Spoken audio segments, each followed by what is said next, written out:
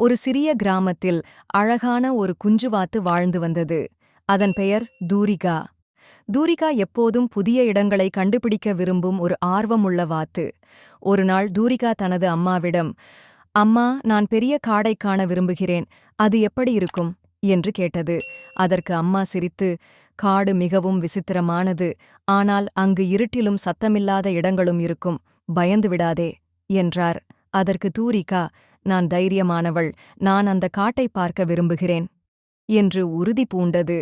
காட்டிற்குள் பயணம் அடுத்த நாள். தூரிகா ஒரு சிறிய ஓடையைத் தொடர்ந்து நடந்து சென்றது. அதன் கால்கள் நனைக, ஆனால் அது மகிழ்ச்சியுடன் பயணம் செய்தது.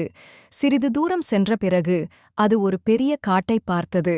வாவ், இது அற்புதமான காடு என்று தூரிகா ஆர்வமாக சொன்னது. ஆனால் உள்ளே சென்றபோது மரங்கள் கூட்டமாக நிழல் விட்டன. ஓர் அரிய இருட்டு பரவியது. தூரிகா சிறிது பயப்படத் தொடங்கியது. ஓ, இது என்ன, எங்கு போகலாம் என்று யோசித்தது.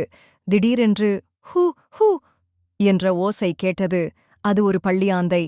ஓஹோ, யார் இருக்கிறீர்கள் என்று தூரிகா நடுங்கியது. ஆந்தை சிரித்து, நான் உன்னை ஏமாற்றப் போகவில்லை குட்டிவாத்தே, நீ ஏன் இங்கே வந்தாய் என்று கேட்டது. நான் காட்டை பார்க்க வந்தேன், ஆனால் இது கொஞ்சம் பயங்கரமாக இருக்கிறது என்று தூரிகா பதிலளித்தது. அதற்குத்தான் நண்பர்கள் தேவை, யாராவது உன்னுடன் இருந்தால் பயம் போய்விடும் என்று ஆந்தை சொன்னது. அன்பு உள்ள நண்பர்கள். தூரிகா அவ்வாறு யோசிக்கையில் ஒரு சிறிய மழலை குரல் கேட்டது.